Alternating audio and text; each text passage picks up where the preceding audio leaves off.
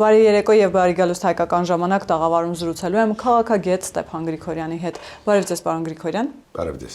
Պարոն Գրիգորյան, 3 հակարի կամրջից ադրբեջանական կողմը հայկական կողմին է փոխանցել 4 հայ գերիների, սա այն թեման է, որ կարծում եմ յուրաքանչյուր հայ է ուրախացնում, բայց այնուամենայնիվ եղան նաեւ մանիպուլատիվ շահարկումներ ընդդիմության կամ որոշ շրջանակների կողմից, տեսեք, հայդատից հայտարարում են, որ սա արդարության եւ խաղաղության նշան չէ, որովհետեւ Ադրբեջանում շարունակում են մնալ այլ գերիներ, առնվազն 19 գերիներ, եւ հետո շատ է խոսվում 2 սիրիացի ահաբեկիչների արտահանձման այդ մասով, ասում են, որ դա անհամաչափ է 2 սիրիացի ահաբեկիչներին փոխարինել հայ գերիների հետ,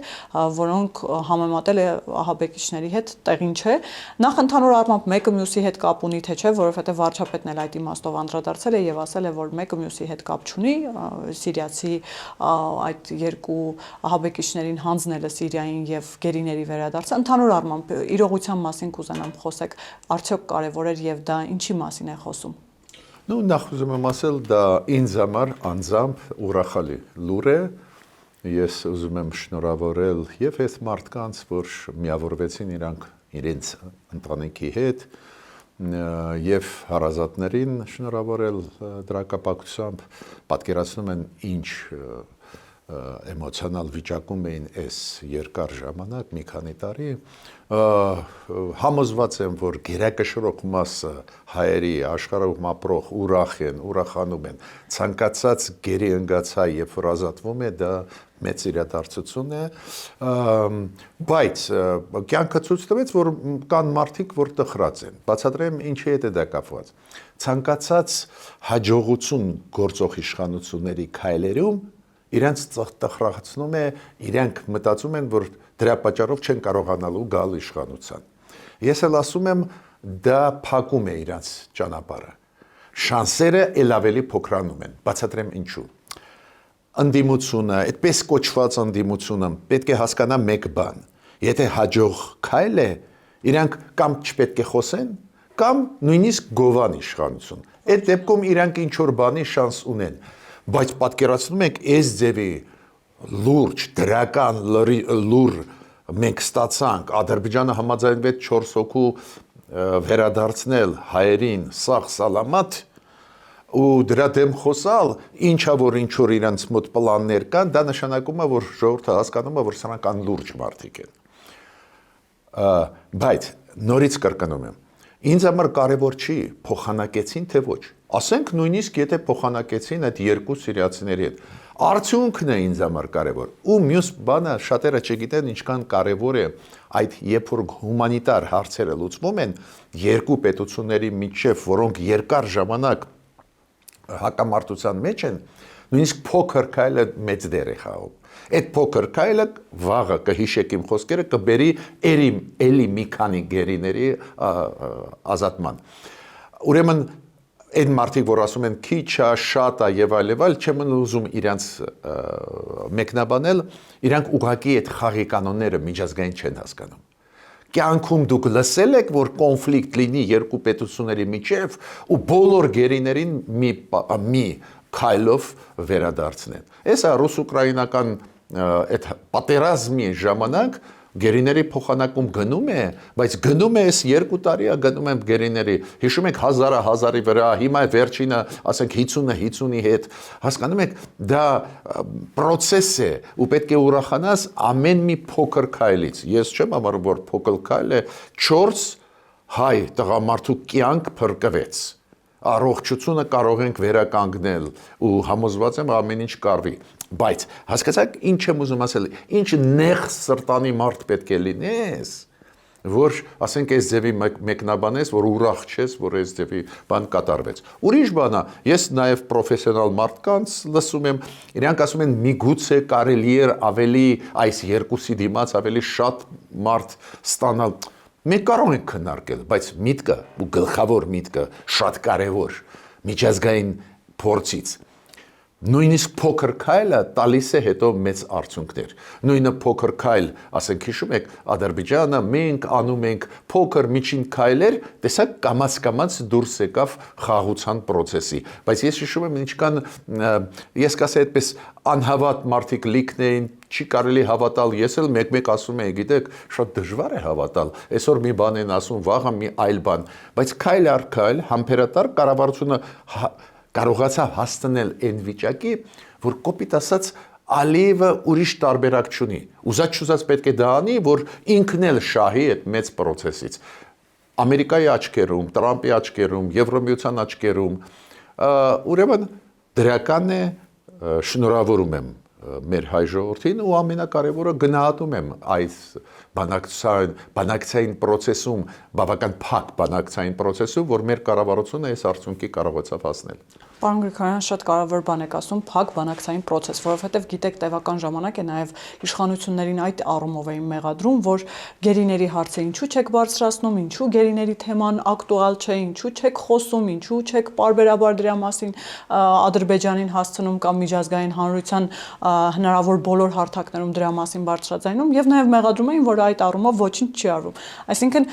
նաև 4 գերիների վերադարձը գալիս է ապացուցելու, որ այնուամենայնիվ կուլիսներում աշխատանք է տարվում եւ Հայաստանը եւ Ադրբեջանը բանակցում են, սա կարող ենք միայն երկկողմ բանակցության արդյունք համարել, թե նաեւ այստեղ միջազգային այլ դերակատարներ են իրենց դերն ունեցել։ Նու ես կարծում եմ Միացյալ Նահանգների դերը այստեղ կար, ես եւ չեմ բացառում, որ Թուրքիայի։ Դուք գիտեք, Թուրքիայի այսօրվա Սիրիայի այսօրվա կառավարությունը դա ավելի շատ պրոթուրքական քաղաքական ուժեր են, խմբավորումներ են։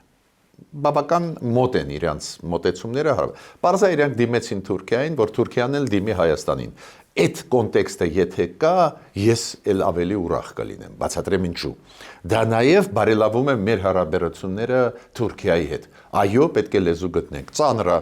ինչ որ բաներ ինձ էլ դուր չեն գալիս, բայց գնում է process-ը զարգանում է ու եթե իրոք ստեղ կա Թուրքիայի լուման, քանի որ դու գիտեք ֆիզիկապես մերոնք երկու Սիրիայի քաղաքացիներին վերադարձրեցին ոնց Թուրքիայի միջոցով Սիրիային։ Ուրեմն ստեղ բազմակողմ դրական process է, բայց նայեք այս պրոռուսական ընդդիմությանը, քանի որ իրանց համար Պուտինը կուրք է։ Ես պետք է զգուշացնեմ ու խորհուրդ եմ տալիս կարդալ ինչ ասեց Պուտինը, դա մոտավորապես 1 ամիս առաջ էր, երբ որ իրան ասեցին այդ փոխանակումը, որ գնում է ուկրաինացիների գերի վերցրած եւ ռուսների փոխանակումը վերջի process-ի, ինքը Պուտինը ասեց, որ այդ process-ը բանակցությունների մենք հրապարակային չենք անում, քանի որ խանգարում է ցանկացած քայլ հրապարակային խանգարում է այդ process-ին։ Ինչքան փակ լինեն բանակցային process-ները եւ այլ, քանի որ զգայուն խնդիր է։ Բոլորս հասկանում են։ Ուրեմն եթե իրանք մեզ չեն հավատում, թող իրանց կուրքին լսեն։ Պուտինն էլ, ոչ միայն Պուտինը, ասում է, որ այո, այդ բանակցությունները գերիների փոխանակման, եթե պատերազմ, կոնֆլիկտ է, կողմերի միջև պետք է լինի փակ ռեժիմով։ Եվ քանի որ գերիների վերադարձը նաև կապվեց ինչ-որ իմաստով պարոն Միրզոյանի Միացյալ Նահանգներ այցի հետ եւ նաև այնտեղ Մարկո Ռուբիոյի հետ հանդիպման հետ այդ բովանդակությանը թրիփի հետ կապված այդ տեխնիկական բովանդակությունը թրիփի հրապարակվեց։ Նախ ընդհանուր առմամբ ինչ կապ ուներ թրիփի տեխնիկական բովանդակությունը, դրա հրապարակումը, ամրագրումը գերիների վերադարձի հետ, այսինքն դա ինչպես կարող էր շոյել Ադրբեջանի էգոն, ինչու էր դա պետք եւ ինչու է դա կարեւոր Ադրբեջանի համար։ Նու ես ասացի նոր, որ ամերիկացիների լուման կա միանշանակ է։ Ու նաեւ ինչից ես տեսնում եմ, երբ որ Արարատ Միրզոյանը համատեղ հայտարարությունից հետո Մարկո Ռուբիոյի հետ, երբ որ հիշում եք ինքը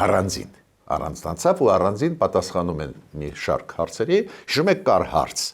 բայց Մարկո Ռուբիոյի հետ դուք քննարկել ենք գերի ընկած հայերի հարցը, ինքը պատասխանեց այո քննարկել ենք։ Դա ինչ է նշանակում, որ Միացյալ Նահանգները այդ հարցով հետաքրքրվում են։ Իլխամ Ալիևը ռեալիստ քաղաքական գործիչ չէ, ռեալիստական մարդ է։ Մենք կարող ենք ինչ որ հայտարարությունը նույնիսկ դժգոհ լինել իր հայտարարություններից, ինչ որ քայլերից գոհ լինենք, բայց ինքը ռեալիստ է, ինքը շատ լավ միջազգային խաղի կանոնները հասկանում է։ Ու եթե Մարկո Ռուբիոն կամ Դոնալդ Տրամպը այդ հարցը բարձրացնում են, ինքը հասկանում է, որ պետք է քայլ անի, ժեստ անի։ Դա է պատճառը, որ ես կարծում եմ, այս 4 հայ գերի վերադարձի հարցում լուման Միացյալ Նահանգների կա։ Եվ վերջապես թրիփի տեխնիկական բովանդակությունը հրապարակվեց Միացյալ Նահանգներում, համաձայնեցվեց պայմանները, ինչ որ իմաստով ժամանակային այս քարտեզը, նաև ճանապարհային քարտեզը, թե ինչպես պիտի թրիփը կյանքի կոչվի, ինչ պայմաններում պիտի գործի, ովքեր պիտի վերահսկեն եւ այլն եւ այլն։ Նախ ընդհանուր առմամբ այս տեխնիկական բովանդակությունը հաշվի առնելով, պարոն Գրիգորյան, դուք գիտեք, որքան ժամանակ է այդ մանիպուլատիվ շահարկումները օգոստոսից հետո կան, օգոստոսի 8-ից հետո, թե դա միջանցք է, այստեղ հայկական կողմը հանձնում է վերահսկողությունը միանշանակ եւ ամբողջությամբ Միացյալ Նահանգներին, սա նույն նոյեմբերի 9-րդ կետն է պարզապես շահառում ոչ թե Ռուսաստանն է, այլ Միացյալ Նահանգներ, եւ դուք ավելի լավ եք ծանոթ այդ բոլոր շահարկումներին մանիպուլատիվ։ Հիմա երբ որ արդեն այս տեխնիկական բովանդակությունը կա, կարդալով այդ տեքստը, ինչ եք կարծում, մանիպուլյացիաների դաշտը փոքրանում է եւ արդյոք պատասխանում է բոլոր այդ հարցերին, միջանցք է, միջանցք չէ, տալիս ենք այդ միջանցքը, չենք տալիս, ինքնիշխան ենք թե ոչ, ինքնիշխանությունը, սուվերենությունը դրանից տուժում են թե չէ։ Նախ ուզում եմ միջև պատասխանել ձեր հարցին, բազմակողմ հարցեր, մոտավորապես մի 5-6 հարց կա մեջը, շատ կարևոր ու գլխավոր, բայց միջև պատասխանելը ես ուզում եմ ասել, որ ինձ համար Թրամփ ծրագրի այդ process-ը կարևոր է քաղաքական իմաստով։ Դա ոչ միայն տնտեսական կոմպոնենտ է, այլ քաղաքական։ Ինչ է դա նշանակում։ Դոնալդ Տրամպը իր թիմը ասում են աշխարհին, ոչ միայն Ադրբեջանին, Թուրքիային, Ռուսաստանին, Իրանին, ասում են այս հարավը Հայաստանի, այս հարավը իմ հետաքրքրության շրջանակներում է։ Ստեղ մենք ամերիկացիք ունենք շահեր ու Հայաստանի հետ հիմա ծրագիր պետք է անենք։ Մեծ ծրագիր է, բայց այդ հատվածը Հայաստանի հետ ենք անում։ Վերջ։ Դες ամենահզոր երկիրը երկրագնդի բոլորին զգուշացնում է, ստեղ մենք հայերի հետ ենք աշխատում։ Ադրբեջան, իմացի դա, քեզ հետ էլ ենք աշխատում։ Թուրքիա, քեզ հետ մեծ շահեր ունենք, բայց այս մենք անում ենք հայերի հետ։ Ուրեմն դա հայերի սուվերենության տակ է։ Ու վերջ։ Էս է գլխավորը։ Հիմա նյուանսների մասին։ Օրինակ, որտեղից ես տեսնում եմ, որ ստեղ միջանցք չի։ Այ եթե դուք պրեամբուլան համատեղ հայտարարության կարդաք, Մարկո Ռուբիո, Արարատ Միրզոյան, պրեամբուլան սկզբի մասը, հետո գնում են հոդվածներով չշարեցին համարներով, բայց հետո գնում են ենթամասեր, բայց այդ պրեամբուլայում հստակ գրված է ինչի համար է դա, որ տրանսկասպիան ճանապարհի էս դառնա մի մաս, տրանսկասպիան համագործակցության, ապրանքների շրջանառության, տնտեսական համագործակցության մի մասն է դա։ Կենտրոնական Ասիա, այդպես էլ գրված, Կենտրոնական Ասիա, Կասպիան ավազան, Ադրբեջան, Հայաստան, դեպի Թուրքիա, դեպի Եվրոպա։ Նշեցին, մյուս կանգառը Եվրոպան է սկսում է, ու սա դրա մի մասն է, այդ առաջինը։ Ուրեմն մեզ ներգրավում են ամերիկացիք մեծ ծրագրի մեջ, որ մեր կշիռը մեծանա։ Այդ 45 կիլոմետր կարճ ճանապարհ է, չէ՞, ավելի երկար գնում է Ղազախստանով կամ Ադրբեջանով, նշանակություն չունի։ Բոլոր հատվածները նույն գինը արժեքը ունեն քաղաքական իմաստով։ Ուրեմն այս ասված է։ Երկրորդ հիշում եք մասը, որ այս ծրագրի շրջանակներում Ադրբեջանին տրվում է ճանապարհ կապվել Նախիջևանի հետ։ Այդ մեկ գաղտնիք չի, օգոստոսի 8-ի փաստաթուղթը կարդացեք, 7 կետանոց հիշում եք հռչակագիրը, այնտեղ հստակ 5-րդ կետը դա է, որ մենք տալիս ենք կամավոր առանց ճնշման այս ճանապարհը Ադրբեջանին։ Ու երրորդ մասը շատ կարևոր, որ այս գործարքից մեծ process-ից եւ երբ որ տալիս ենք ճանապարհը Ադրբեջանից Նախիջևան, իր շահը պետք է քաղի Հայաստանը։ Հայաստանի ներսում, որ կապ լինի,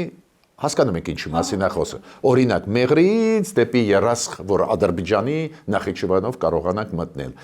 Ու այս մեծ process-ից, որ Հայաստանը նաև իր շահը եկամուտը ունենա ու շատ լավ է ձևակերպված այդ դա պատասխանն է այլ ձելասին ձեր հարցին դա ուղղակի միակողմանի մենք Ադրբեջանին տալիս ենք ճանապարհ չգիտեմ միջանց կարևոր չի թե փոխադարձ process-ը ստեղ պատասխան կա փոխադարձ հիմա երբ որ ես հետո մտա մյուս կետերը նայեցի ոչ միայն preamble-ում շատ հստակ էր ու ասեմ ձեզ մի քիչ մերոնք նույնիսկ չափը անցան որ ենթակետը կարդացի տակը գրածել էս էլ արվում է Հայաստանի տարածքային ամբողջականությունը արգելով սուվերենությունը ես այդ կամ շատ չէի գրի բայց մեր կառավարությունը հասկանում է որ կշարքվի 15-16 անգամ գրեթե այդ բառը նշված է ինքնիշխանություն լավ էլ հաշվեցի չէ բայց ընդունված է առաջի մասով ու վերջի մասում դա շեշտել որ մտավախություն չլինի բայց ես հասկանում եմ մեր կառավարությունը ասեց ամերիկացիներին ստեղ ընդդիմություն իբր ընդդիմություն, բայց նրանք դրա ամեն ինչի դեմ պայքարում են։ Ու ամերիկացիք համաձայնվեցին տեքստում 15 անգամ այդ գրել։ Ցանկացած հարց, որը քննարկվում է, հիշում եք, նաև մուտքը մեր տարածք, այդ անխոչնդոտ բառը, անխոչնդոտ բառը, հետո տակը անխոչնդոտ բառի տակից, բայց չեմ վնասելով Հայաստանի տարածքային ամբողջական սուվերենությանը, պատասխաներ ստացան։ Հիմա, եթե շարունակեն շարքել, դա նշանակում է, որ մեր ընդդիմությունը անլուրջ դեմքերից է բաղկացած։ Ուղղակի անլուրջ մարդիկ են, թող չնեղանան։ Քանի որ այս փաստաթուղթը հիմա բացվեց, մինչև այդ դու կարող ես շարքել։ Ու իրոք ցանկացած մարդ կարող էր մտածել, կարող է ինչ որ խաղեր են տալիս, մեզ չեն ասում բան, բայց հիմա պատկերացրու 8 էջանոց փաստաթուղթ, իմիջիալոց ես ուզում եմ զգուշացնել մեր հասարակությանը, որ դա վերջնական տարբերակ չի, դա հայտարարությունն է այն շրջանակային Դոնալդ Թրամփ ուղու ծրագրի հայտարարության մասն է տեքստի։ Կոպիտ ասած կողմերը հայտարարում են, որ պատրաստ է այդ փաստաթուղթը, բայց վերջնական տարբերակը մոտ ժամանակներս կլինի։ Էդ էլ պատահականություն չի, դու կարող հարց տալ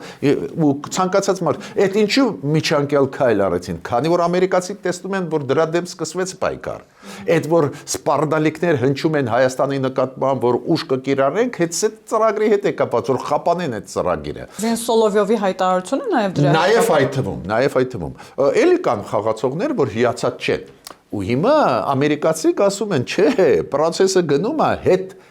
պատտել անհնար է։ Իդեպ ասեմ դες ադրբեջանցիք իմ կարծիքով ճիշտ են իրանց պահում, բայց ամերիկացիք հասկանում են, որ Ռուսաստանը կարող է ազդեցություն ունենալ նաև Ադրբեջանի վրա տարբեր մեխանիզմներով, որ Ադրբեջանը հետ կանգնի։ Ուրեմն եւ սպառնալիքները ամերիկացիք բաց սպառնալիքներ տեսան, որ ուժ կկիրառվի Հայաստանի դեմ ու իրենք լավ հասկանում են։ Դա ոչ մի կապ չունի, ասենք, մեր կառավարության դեպի ժողովրդավարություն գնալը, մեր կառավարության այլ ոլորտում աշխատելը։ Դա բարի բուն իմաստով կապ ունի տրիպ ծրագիր, այդ լուրջ ծրագիր է։ Այդ ծրագիրը ուղղված չի ոչ մի երկրի, նաև Ռուսաստանի դեմ, բայց քանի որ լուրջ ծրագիր է ուժեղացնում է Հայաստանը, վաղը դու չես կարող թելադրել Հայաստանին, իրենք սովորեն թելադրել։ Հիմա ամերիկացիք ստորագրեցին այդ միջանկյալ հայտարարություն արեցին մեզ հետ, ցույց տալու, որ Թրամփը չի մոռացել այդ հարցը։ Այդ իմացեք տղեկ ջան։ Ու դա շատ կարևոր էր, ես կարծում եմ մի ամսվա ընթացքում վերջնականորեն կպատրաստեն այդ տեքստը, ուրեմն այդ 8 էջանոց տեքստը հայտարարության եւ այդ շրջանակային նախնական տարբերակի բարձակը ճշտվի, էլի նյուանսներ կլինեն, բայց մոտ ժամանակներս կստորագրվի վերջնականորեն ու կգնանք առաջ։ Շատ կարևոր էլի բանալի բառեր ասացիք, պարոն Գրիգորյան, որ այդ TRIP ծրագիրը ոչ մի պետության դեմ չէ, տեսեք, այդ իմաստով էլ շատ են շահարկումները, կամ գոնե քիչ չեն, նույն խորհրդարանական ընդդիմությունը շատ է ասել, որ այս իմաստով Հայաստանը դառնում է աշխարհաքաղաքական բախումների կենտրոն, կամ Սյունիքը դարձնում ենք աշխարհաքաղաքական բախումների կենտրոն, այն է, այդտեղ կարող են բախվել Միացյալ Նահանգների, Իրանի, Ռուսաստանի շահերը, այսինքն տարբեր երկրներ, տարբեր շահեր, ու մենք հիմա Միացյալ Նահանգներին ու TRIP-ը բերում ենք Սյունիք։ Սա մեկ դիտարկում, որին կուզենամ անդրադառնալ, եւ նաեւ կառավարման փոքր բաժին է ստանում Հայաստանը 26%, 74%-ը ստանում է Միացյալ Նահանգները եւ այստեղ էլ արդյոք մտահոգիչ չէ սա պարոն Գրիգորյան, եւ արդյոք կառավարման փոքր տոկոսը նշանակում է, որ ինչ որտեղ Ամերիկայի Միացյալ Նահանգների որոշումները տեղ-տեղ շատ ավելի կարևոր են լինելու եւ որպես տնտեսական քաղաքական լծակներ կարող է օգտագործվել այդ ճանապարհը։ Հիմա նայեք անդիմության մասին անպայման ես կխոսեմ, բայց հիմա պատասխանեմ վերջի մասի դեր հարցի։ Ուրեմն Հայաստանը ստացավ ոչ համապատասխան իր լումայի մեծ թիվ 26%-ը այդ շատ մեծ թիվ է, մարդիկ չեն հասկանում դա ինչ է նշանակում, 74-ը ամերիկացիների մասնաբաժինը, այդ ընկերության, որը կստեղծվի 24%-ը հայկական, ասեմ ձեզ անարդար մեծ թիվ է 24%-ը։ Բայց մեր ժողովրդին պետք է ասեմ, քանի որ 100%-ով ծախսը կլինի ամերիկացիներից։ Հասկանում եք։ Չէ, իրար չի, լավ, էլի։ Ես հայրենասեր եմ, ես հայրենիքի համար կյանք կտամ առանց մտածելու։ Բայց խի ենք իրար խափում։ 100%-ով ամերիկացի ծախս կանեն, 100%-ով տեխնիկան կբերեն, ամեն ինչը իրանցը կլինի։ Ու մեր լուման չի լինի։ Մեր լուման կլինի իրավական կողմը ապահովել։ Գումարները, ինվեստիցիան կոչվածը, բիզնեսը, սա ամերիկյան կլինի։ Ուրեմն 76-ը 24-ի փայլուն արդյունք 26-74-ի դա լավ աշխատանքի արդյունք է մեր կառավարության։ Այդ առաջինը։ Ուրեմն թիվը շատ մեծ է։ Հիմա, քանի որ պրոպորցիաները դա են, բայց գլխավորը դա չի։ Ինչքան էլ տոկոս տային 50, չգիտեմ 10% Հայաստանի 90-ը ամերիկացիների գլխավորը ուրիշ բան է։ Վետոյի իրավունքը չի խախտվել։ Վետոն գիտեք ոնց է։ Երկու կառավարությունները Հայաստանի ու Ամերիկայի գլխավոր հարցերի հետ կապված տոկոսներով չեն շարժվում։ Հասկացաք։ Դες ասենք սկզբունքային հարց։ Ներգրավել Թուրքիային այդ ծրագրի մեջ կամ ներգրավել Ռուսաստանին կամ Չինաստանին։ Որոշելու են երկու կողմերը հավասարապես։ Այո, հավասար, այդ տոկոսը ոչ մի դեր չի խաղա։ Եթե մերոնք ասեն, դե գիտես ինչ, այս երկիրը չենք ուզում որ մտնի, ամերիկացի կասեն ձեր գործն է, կամ հակառակը։ Հասկանում եք։ Միտքս ինչու՞մ է։ Առաջինը վետոյի կոնսենսուսի իրավունքը պահպանված է, վետոյի իրավունքը մենք ունենք, բայց ես կասկած չունեմ, որ անհրաժեշտություն չի լինի դա կիրառել։ Բայց երկրորդը իրոք հարգեցին մեզ ամերիկացիք, որ 26% տվեցին, շատ մեծ թիվ է, ու մյուսը շատ կարևոր է։ Այդ պայմանագիրը 49 տարվա պայմանագիր կլինի իրավունքով 50% ավելացնել։ Այստեղ ես թերություն տեսնում եմ, ես համարում եմ, որ մերոնք պետք է պնդեին, որ 99 տարով դա լինի։ Հետագայում երկարաձգվելու է դա։ Հա, բայց ես կողմնակից եմ, որ ի սկզբանե 99% կրվեր։ Շատերը ասում են երկար է, չէ, երկար չի։ Ինձ հավատացեք, ամերիկացիների հետ աշխատանքը պետք է ստրատեգիկ լինի, ասենք 5 տար 5 դար առաջ պետք է նայենք, բայց կառավարությունը այնուամենայնիվ ճկուն գտնվեց, դա էլ ձեզ ասեմ։ Ես կգրեի 99 տարի, բայց կառավարությունը ճկուն գտնվեց, որ տարբեր կարծիք ունեցողներին նաև հարգի։ Ասեց տեսակ 99 տարի ուզում էր Ամերիկան, մեկ արեցին 45 + 50-ը։ Դες եթե լավ գնա աշխատանք, ուրեմն կերկարաձգենք։ Բայց ես ուզում եմ ու մենք պարտավոր ենք, դա մեր բոլորիս պարտավորությունն է, եւ ԶԼՄ-ների, եւ փորձագետների, այդ պարտավորությունը քաղաքական գործիչների չի։ Փորձագետներ, հասարակական գործիչներ, լրագրողներ։ Ինչը հասկացությունը ընդդիմություն։ Մեզ փաթաթում են դա հիբրիդային պատերազմի տար է, որ ընդդիմությունը քֆուրտվող հակապետական գործիչ։ Դες ասենք պետությունը վաղը բերում է 1 միլիարդ ինվեստիցիա։ Մեզ սովորացնում են այս պրոռուսական ընդդիմությունը, սովորացնում է, գիտեք ինչի, դա Ռուսաստանից նարատիվներից է գալիս, որ ընդդիմությունը նույնիսկ եթե 100 միլիարդ վաղը մեր կառավարությունը ինվեստիցիա բերի, դա էլ քննադատել, դա ընդդիմություն չի։ Դա հակապետական խմբակ է, հասկացաք, կամ խմբակներ։ Ընդդիմությունը ինչ է ընդդիմությունը, ու ես տեսնում եմ տարբեր երկրները, նույնիսկ որտեղ եվրոպական առաջերտին, Ամերիկայում, նույնիսկ որտեղ սուր պայքար է։ Հիմա դեմոկրատների հետ հանրապետականների միջև սուր պայքար է գնում։ Բայց երբ որ Դոնալդ Տրամպը 1-2 նորմալ քայլեր արեց վերջի ժամանակներս, դեմոկրատները ասացին, օրինակ դեմոկրատական կուսակցությունը Միացյալ Նահանգների մասամբ քննադատում է Մադուրոյի օրինակ ձերբակալումը, բայց ոչ ոք հակապետական հայտարարություն չի անում եւ այլն, բացատրում եմ, քանի որ իրենք ասում են, այս Մադուրոն հանցագործ է։ Իրանք ուղղակի ասում են մեթոդները միգուցե ավելի տրանսպարենտ լինեին, այս ընդդիմությունը, բայց ասենք կառավարությունը ճիշտ քայլ է անում, միայն նեղ սիրտ ունենալով ու խանդելով այդ լավ քայլը, ասել չէ, ավելի լավ էր այդ 4 հոգին մնային բանտում Բաքվի,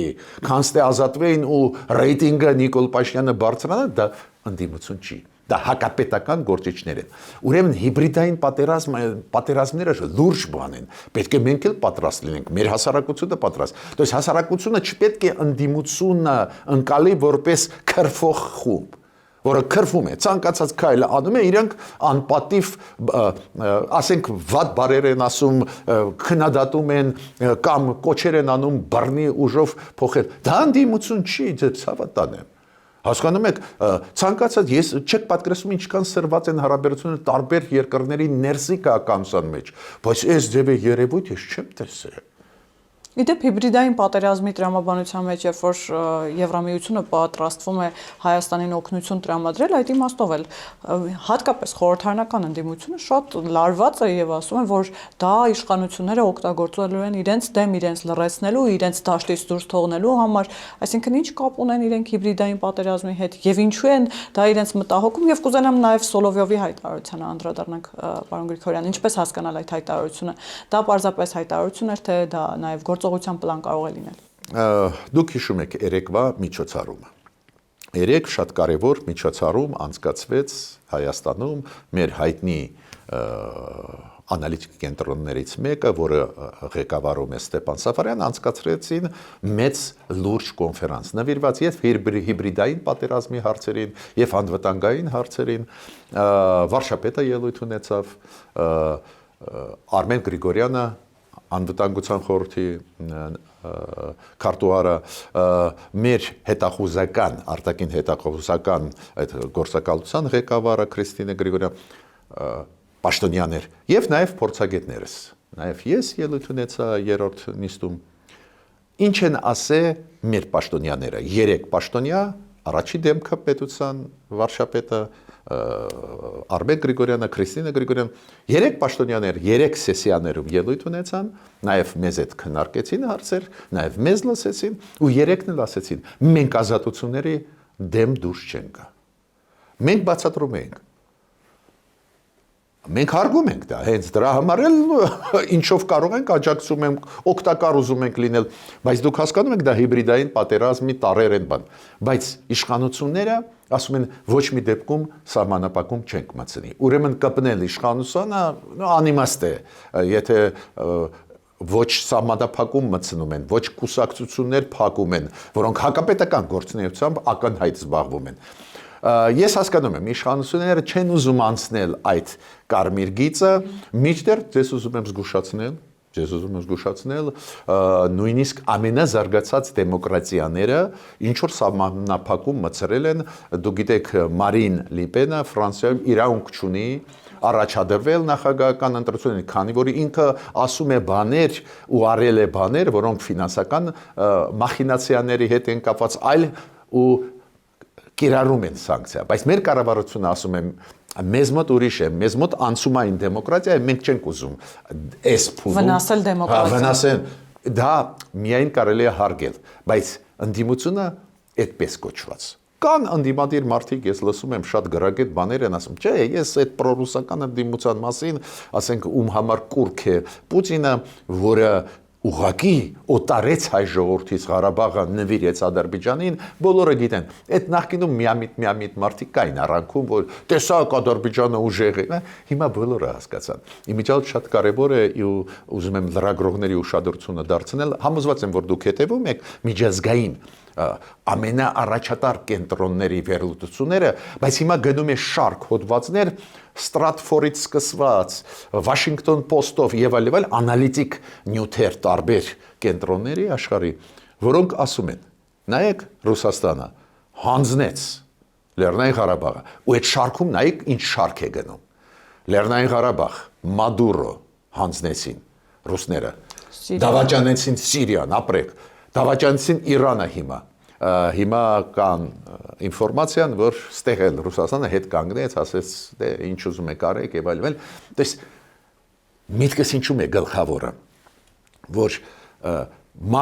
մարդիկ ում համար կուրք է Պուտինը, որը հանձնեց Ղարաբաղը ու փորձում են գցել այսօրվա իշխանություններին, այո, այդ լուրջ խնդրեմ է հայ ժողովրդի համար։ Բայց համաձայն եմ իշխանությունների հետ, որ պետք չի սահմանափակում մտցնել, մեր ժողովուրդը խելոք ժողովուրդը կգնա կքվեարկի նորմալ, մենք կշարունակենք այս լավ զարգացման ճանապարհով գնալ։ Իրանի մասով էլ ամփոփ անդրադառնանք, պարոն Գրիգորյան, տեսեք, Իրանի դեսպանը Հայաստանում երեք շատ անսովոր հայտարարություններ արեց ինչ որտեղ, նախ ասաց, որ Թեհրանում ձևավորվում է մի պատկերացում, որ Հայաստանը դառնում է Իրանի դեմ թշնամաբար տրամադրված ուժերի համար կենտրոն, եւ ասաց, որ եթե թշնամական ուժերին հաջողվի մասնատել Իրանը, պարտվողներից մեկը լինելու է նաեւ Հայաստանը։ Նաեւ նկատի ուներ Իրանի դեսպանատան դիմաց տեղի ունեցող այդ ցույցերը որոշակիորեն ջղաձգել էին Իրանի ղեկավարությանը եւ դեսպանը այս կերպ նաև իր բողոքն էր արտահայտում։ Այսօր վարչապետը անդրադարձել է եւ ասել է, որ ուշադիր լսում են, հետևում են Իրանից եկող ցանկացած լուրերի եւ ազդակների եւ պատրաստ են թրիփի մասով եւ բոլոր հարցերի մասով փարատել Իրանի իշխանությունների մտահոգությունները։ Ինչպես հասկանալ այս հայտարարությունները եւ նաև Իրանի զարգացումները ինչպես կարող են անդրադառնալ այս ամեն ինչի վրա, նկատի ունեմ նաև թրիփի մասով։ Ես ուզում եմ նաև գումարել Իրանի նորանշանակ դեսպանի այս պրես կոնֆերանսում մի այլ կոնտեքստով հայ-իրանական հարաբերությունների մասին։ Ինքը ասել է, որ մենք հավատում ենք Հայաստանի կառավարությանը, նաև դա է ասել։ Մենք հավատում ենք Հայաստանի կառավարությանը, երբ որ Հայաստանի կառավարությունը ասում է, որ Դոնալդ Թրամփ ծրագիրը ուղղված չի Իրանի դեմ ու բացառվում է, որ ինչ որ քայլեր արվեն, բացի դրանից դա տրանսպորտ կոմունիկացիոն ծրագիր է, դա տնտեսական ծրագիր է, առևտրի ծրագիր է, առաջի հերթին, այնտեղ բաղադրիչ ռազմական ռադեն չկա։ Ու այդ իմաստով դեսպանը նաև ասաց, որ մենք հավատում ենք Հայաստանի կառավարությանը ու մեծ հաշվով վտանգներ չենք տեսնում, ուղղակի մենք չենք հավատում Ամերիկայի կառավարությանը։ Ու ես իրենց ուզում եմ ասել, մի հավատա Ամերիկայի կառավարությանը, բայց քանի որ Սյունիքը այդ Հայաստանն է, ու մենք մեր խոսքի տերը կլինենք հանգիստ նայեք, էլի, ստեղ ինքը նաև դրական ասեց, ճիշտ ասենք մեր հասարակության։ Բայց ինքը դժգոհություն հայտնեց, որ դեսպանատան դիմաց մի քանի անգամ այս վերջի օրերին շատ մեծ չէին, բայց այնուամենայնիվ ինչ որ բողոքի ակցիաներ եղել են։ Հիմա մեր կառավարությունը ինչ է անում։ Մեզ մոտ ազատությունների աստիճանը բարձր է։ Ու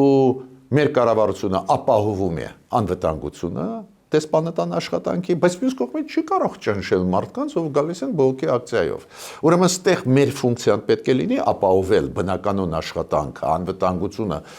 Իրանի դեսպանատան ու համոզված եմ, որ ստեղ ընդհանրապես խնդրեմ չի լինի, բայց մենք չենք կարող հետապնդել մարդկանց, ովքեր գալիս են ու բողոքի ակցիաներ անում։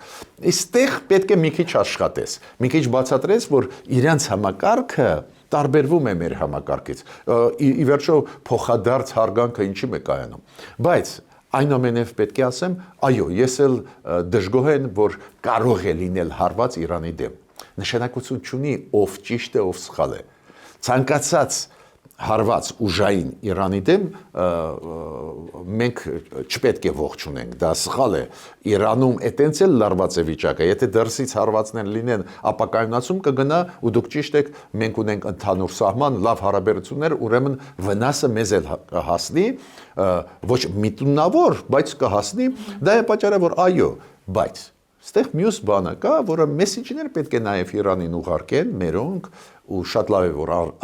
արձագանքեց վարչապետը, գիտեք ինչ մեսիջներ, անկեղծ ես ասեմ ու համարում եմ, որ դա ճիշտ է, փակ ռեժիմով, իրենց ասել դուք էլ եղեք մի քիչ ճկուն, ձեր ներսի քաղաքականության մեջ եղեք ճկուն, էլի, քանի որ բողոքի ակցիաները անում են սովորական մարդիկ, դուք գիտեք այդ գների աճը, հետո իրանց ռեալը, իրանց տարադրամը անկում ապրեց մոտավորապես 2 անգամ, ահավոր է դա։ Դες լսեք ձեր հասարակությանը։ Ի վերջո այդ բողոքի ակցիաները միլիոնավոր մարդիկ փողոց դուրս եկան, աղաբեկիչներ չեն, չէ՞։ Կարող է պրովոկացիան սադրանքներ արվել են, միտումնավոր ինչ որ կրակել են, այս ծևի բան պետք չի բացառել։ Կարող է ճիշտ ասում կառավարությունը, բայց այն միլիոնավոր միտինգների մասին ինչա կարող են ասել սա, չգիտեմ, թշնամի են, չէ։ Ուրեմն մենք մեր խողովակներով, քանի որ իրանք մեզ հավատում են, դրական է Իրանը եւ ժողովուրդը եւ կառավարությունը մերն ուղարկել մեսեջներ, դե բանակցեք ամերիկացիների հետ, բանակցեք այդ միջուկային ծրագրերի հետ կապված, դուք գիտեք, հիմա իրանցիք համաձայնվեցին, իրանց արտգործնախարարը ասեց, մենք պատրաստ ենք վաղը նստել ամերիկացիների հետ, մի քիչ ճուքուն եղեք, էլի, դա էլ կա։ Դες ես հասկանում եմ իրանց մտավախությունը, Հայաստանը վստահելի պարտներ է, ուստեղ ինչ որ բողոքի ակցիա, բայց մյուս կողմից իրանց պետք է ուղղել առաջարկներ իրանց անել։ Եվ Սոլովյովի մասին հայտարարության մասով չանդրադարձանք, պարոն Գրիգորյան, նաև Ռուսաստանի վերաբերմունքը թրիփին, այս ծրագրերին ինչպես կարող է լինել եւ արդյոք սпасել ինչ որ քայլերի եւ արդյոք Ռուսաստանը կխոչընդոտի որևէ կերպ, հաշվի առնելով նաև Սոլովյովի հայտարարությունը, որ պետք է գնալ հատուկ գործողությունների, քանի որ մեր հետաքրքրությունների գոտին է Հայաստանը։ Ну նայեք, Արարատ Միրզոյանն էլ ասեց հենց Վաշինգտոնում, որ դուրը բաց է բոլորի համար, նաև Ռուսաստանի համար։ Ինքը դա ասեց, ես համարում եմ դա դրական։ Հա պարզ է Ռուսաստանը ինչ գործ ունի այս ծրագրի մեջ։ Բայց ինքը ասում է ոչ ոքի համար դռները փակ չեն, մենք այնտեղ չենք գրել, որ սա պետք է լինի, նա պետք է լինի, դա հայ-ամերիկյան փաստաթուղթ է։ Նաև միտված խաղաղությանը։ Դա է պատճառը, որ այնտեղ կա հատված, որ Ադրբեջանի համար ճանապարհ տալիս ենք, չէ՞։ Բայց ինքը ասում է դռները փակ չեն, այդ լավ քաղաքականություն է։ Բայց մենք սովոր չենք նայել այլ երկրի աչքերով։ Մենք մեր աչքերով ենք նայում, ասում ենք ինչ վատ բան է ռուսներ, եկեք դուք էլ առևտրով զբաղվեք։ Ոչ։ Երբ որ Ռուսաստանի տեսանկյունից ես նայում, ինքը մեր վրա որպես ֆորպոստի վրա է նայում։ Ինքը չի նայում Հայաստանի վրա որպես անկախ խաղացող։ Ու ինքը ասում է դուք ով եք, որ հիմա այս ծրագրի մեջ եք։ Դուք մեր ազդեցության գոտի եք։ Ու Սալավյովը հենց դա ասեց։ Ինքը բացի նրանից, որ սպառնալիքներ հնչեցրեց, գլխավորը ինքը ասում է դուք ով եք։ Այ մենք դա պետք է հասկանանք, ու դա վտանգ է մեզ համար, դա է պատճառը, որ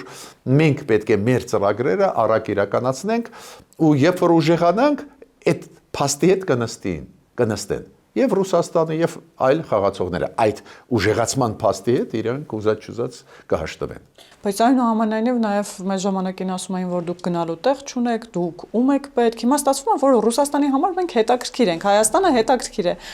Ես շատ շնորհակալ եմ, որ դուք այդ լրացումը արեցիք, ուրեմն Սալավյովի ելույթի ժամանակ, բոլորս որ մասի վրա կենտրոնացանք, որ այնտեղ սպառնալիք կար, բայց ինքը միջև սպառնալը ինքը ինչ ասեց, շատ կարևոր բան։ Հայաստանի կորուստը, ես ռուսերեն ասեմ, գիգանտская проблема для России։ Ինքը չասեց մեծ խնդիր է Ռուսաստանի համար, գիգանտская, հզոր, մեծագույն խնդիր է Ռուսաստանի համար։ Մի տարի առաջ, 2 տարի առաջ, 5 տարի առաջ, երբ որ մենք ասում ենք չեք աջակցում մեզ վրա հարձակվեցին, իրանք ասում են «Ակուդա вы денетесь», այդ լավ հիշեցրեցիք, «Ակուդա вы денетесь»։ Հիմա ես իրանց ասում եմ, «Էս ո՞նց է հասկացաք, որ մենք կարևոր ենք»։ Էս ո՞նց է հիմա հասկացաք։ Հասկանայինք 2020 թվին, 2023 թվին։ Այդ դեպքում այս ձևի մեկուսացում չէի կունենա տարածաշրջանից։ Քանի որ նաև ուզում եմ գումարել, քանի որ Վրաստանում, Ադրբեջանում միշտ քննադատական էին Ռուսաստանի նկատմամբ։